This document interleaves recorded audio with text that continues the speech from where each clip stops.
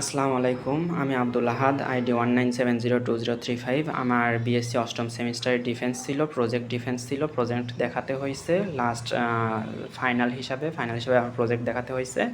আমার প্রজেক্ট ছিল হলো substations equipment monitoring system using IoT for electrical maintenance. আমার সাবস্টেশন বলতে পাওয়ার ডিস্ট্রিবিউশন, তারপর সাপ্লাই লাইন, এখানে অনেক ধরনের ইকুইপমেন্ট থাকে। আমার দেখা যায় জেনারেটর, ট্রান্সফরমার, যেখান থেকে পাওয়ার জেনারেশন হয়, তারপর সাপ্লাই হয়, ডিস্ট্রিবিউশন হয়। এক্ষেত্রে আমি দুইটা ট্রান্সফরমার, দুইটা ইকুইপমেন্ট হিসাবে ধরছি। এখানে জোন 1 আর জোন 2 হিসাবে দুইটা ট্রান্সফরমার ধরছি।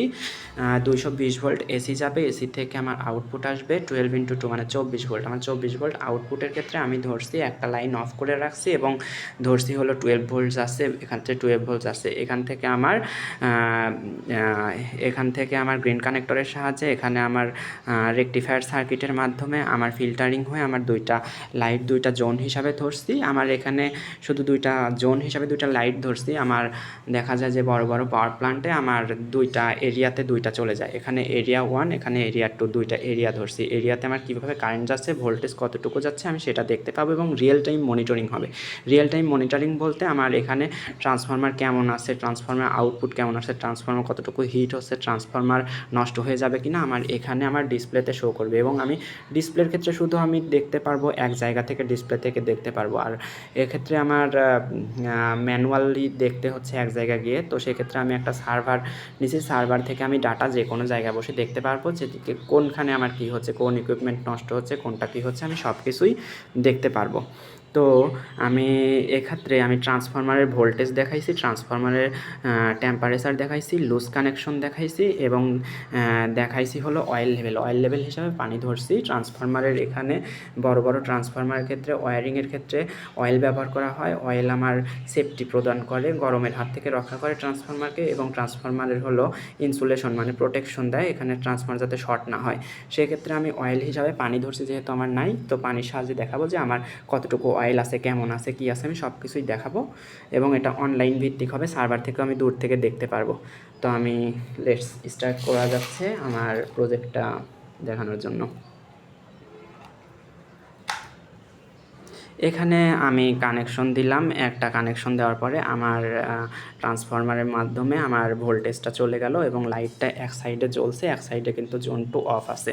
তো আমি এই যে জোন 2 এর জন্য আর একটা ধরছি, তো জ্বালায় দিলাম। আমার দুইটাই কিন্তু দুইটা লাইন মানে দুই সাইডে জোন আমার জ্বলে গেছে। একটা দেখা যাচ্ছে যে সুজানগর জোন, একটা হলো আতাইকুলা। দুই সাইডের দুইটা জোনের সাহায্যে আমার চলে গেছে লাইনটা। তো এক্ষেত্রে আমার হলো আরডুইনো ব্যবহার করছে। আরডুইনোর সাহায্যে আমার অটোমেটিক মনিটরিং হবে। আমি আরডুইনোর পাওয়ার সাপ্লাইটা দিয়ে দেই।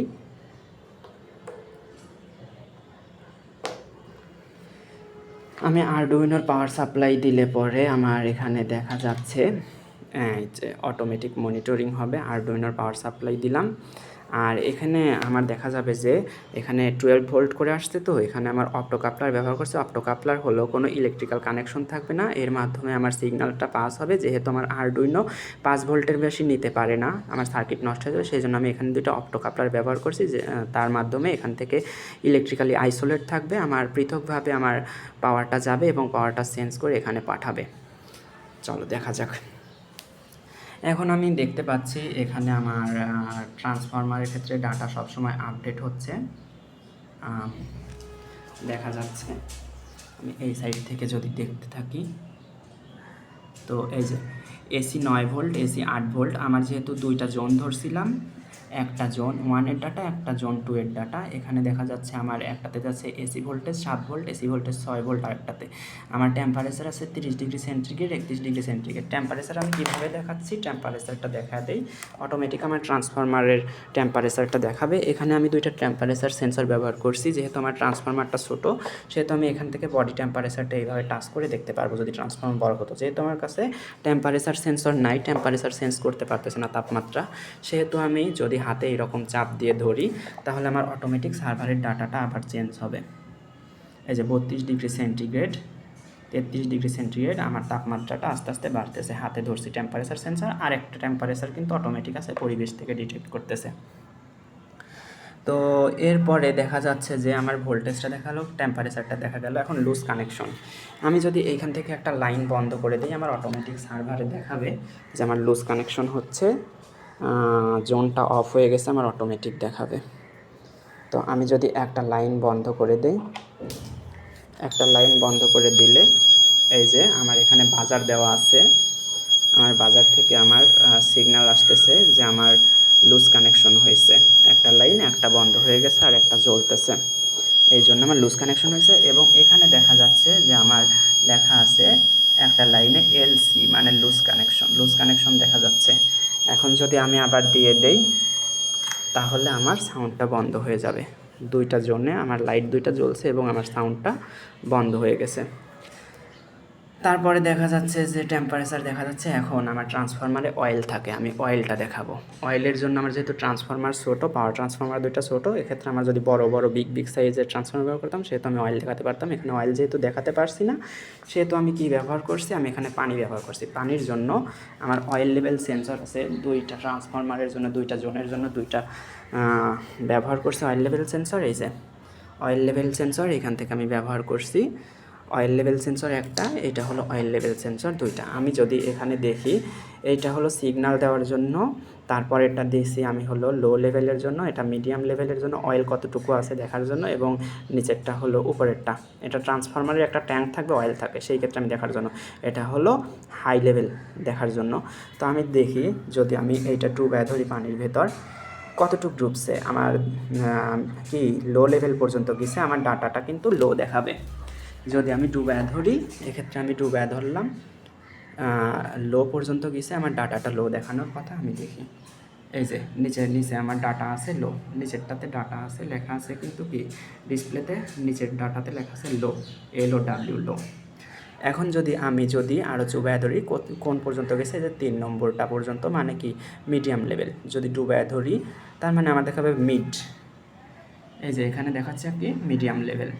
যদি আমি ডুবায় ধরি এটাতে দেখা দেখি হাই লেভেল। তো সেই ক্ষেত্রে আমার ট্রান্সফরমারের ক্ষেত্রে দুইটা আছে, দুইটা অয়েল লেভেল সেন্সর আছে, আমি অয়েল লেভেল দুইটার ক্ষেত্রেই আমি দেখতে পারি কোনটাতে কেমন। এটাতে হালকা ডুবায় ধরলাম, একটাতে সম্পূর্ণ ডুবায় দিছি, আর একটাতে কি হালকা আছে, মিডিয়াম আছে, তাহলে একটা হাই দেখাবে একটা লো দেখাবে। হাই আর মিডিয়াম, এই যে মিডিয়াম, আর একটাতে সম্পূর্ণ ডুবায় ধরছি, তাহলে হাই আর মিড।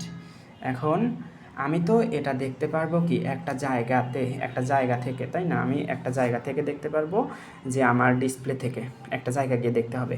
আমার আমার সুবিধা হচ্ছে, এই প্রজেক্টের সুবিধা কি, এই প্রজেক্টের সুবিধা হলো আমি একটা জায়গা থেকে মানে ম্যানুয়ালি যে একটা ইকুইপমেন্ট নষ্ট হলে একটা ইলেকট্রিশিয়ান আমার গিয়ে খুঁজতে হবে যে আমার কোথায় আমার ফল্ট আছে, ওই ফল্টটা খোঁজার জন্য আমি এক জায়গা থেকে দেখব ফল্ট গিয়ে।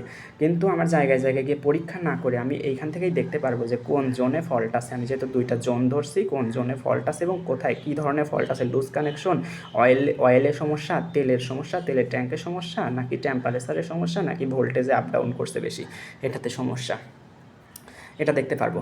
এর চাইতে আমার ডিসপ্লে তো এক জায়গা থেকে দেখতে পারবো। এখন আমি বাংলাদেশের যে কোনো জায়গায় বসে দেখতে পারবো। সেটা কিভাবে দেখতে পারবো, আমি যত দূরেই থাকি, পৃথিবীর যে কোনো প্রান্তে থাকি, গ্লোবাল সার্ভারের সাহায্যে, সেই ক্ষেত্রে আমি আমার ফোনের সাহায্যে আমি সার্ভার থেকে ডাটা নিয়ে দেখতে পারবো। আমি এখানে ওয়াইফাই মডিউল ব্যবহার করছি। ওয়াইফাই মডিউলের সাহায্যে আমার এইখান থেকে ডাটা নেবে, এটা হলো ওয়াইফাই মডিউল। এখান থেকে আমার অটোমেটিক ডাটা ওয়াইফাই মডিউল আসবে, ওয়াইফাই মডিউলের সাহায্যে আমার গ্লোবাল সার্ভারে ডাটাটা আসবে।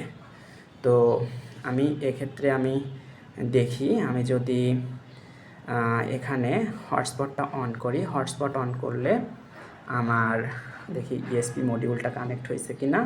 হ্যাঁ, ইএসপি মডিউলে যায়, ইএসপি E2BA4 ইএসপি মডিউল, এটা ESP32 কানেক্ট হয়েছে। আমি যদি এখন গ্লোবাল সার্ভার থেকে ডাটাটা নেই তাহলে আমার কি হচ্ছে, যদি দেখি গ্লোবাল সার্ভার থেকে ডাটাটা যদি নিয়ে থাকি,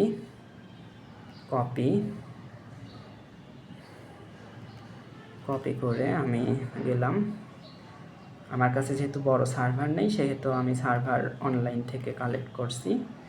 তো এক্ষেত্রে আমি গ্লোবাল সার্ভারে গেলাম,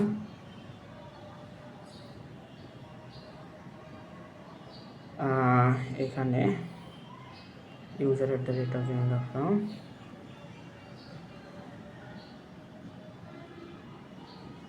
4 1 2 3 4। এক্ষেত্রে দেখা যাচ্ছে এই যে আমার চলে আসলো, সার্ভার চলে আসলো।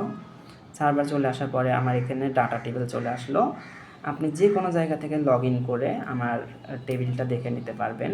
তো বাংলাদেশের যে কোনো প্রান্তে থাকলে পরে আপনি দেখতে পারবেন। আমি যদি বাইরে যাই, বাইরে গিয়েও আমি এটা দেখতে পারবো। আমার রিয়েল টাইম মনিটরিং হচ্ছে, সব সময় দেখাবে যে আমার ট্রান্সফরমারের হেলথ কন্ডিশন কীরকম, যে কোনো ইকুইপমেন্টের কন্ডিশনটা কীরকম। আমি এখানে সময় দেখি এখন কত, 1:57। আস্তে আস্তে আরও আপডেট হবে, আরও আমার সিগন্যালটা আসবে, যত আনবো তত আসবে। তো তারপরে কত আসছে, 1:02। 1:02 আসছে। তাহলে কত কী আছে এখানে, এখানে দেখা যাচ্ছে Z1 হাই সাইড লো সাইড মানে ভোল্টেজ কখন কত, তারপর Z1 মানে ট্রান্সফরমার জোন 1-এর টেম্পারেচার কত, Z1-এর ট্রান্সফরমার অয়েল লেভেল কত, Z2-এর হাই সাইড লো সাইড টেম্পারেচার কত, অয়েল লেভেল কত। এখানে আমার সব দেখাচ্ছে যে হাই, কখনো হাই আছে, আমি যখন যেমন দেখছি পরীক্ষা করে, মিডিয়াম আছে, লো আছে। তো আমার এক্ষেত্রে আমার মোবাইলটা আমার কাছে থাকলে, ডিভাইসটা আমার কাছে থাকলে আমি যে কোনো জায়গা বসে আমি দেখতে পারবো। তো এটাই ছিল আমার মানে সাবস্টেশনস ইকুইপমেন্ট মনিটরিং সিস্টেম ইউজিং আইওটির সাহায্যে আমি এই প্রজেক্টটা দেখতে পারবো। আমি যে কোনো জায়গা থেকে আমি কালেক্ট করতে পারবো, আমার ম্যানুয়ালি দেখার প্রয়োজন হবে না। আমি দূর থেকে আমি কাজটা আমার সহজে হয়ে যাবে এবং আমি যে কেউ বুঝতে পারবে যে ট্রান্সফরমারে কী ধরনের সমস্যা হচ্ছে, কিংবা অন্যান্য ইকুইপমেন্ট যদি ব্যবহার করি, জেনারেটর, মোটর, সুইচ গিয়ার, যে কোনো ইকুইপমেন্ট আমি এই ধরনের মনিটরিং ব্যবস্থা আনতে পারি। এটাই ছিল আমার প্রজেক্ট। ধন্যবাদ। আসসালামু আলাইকুম।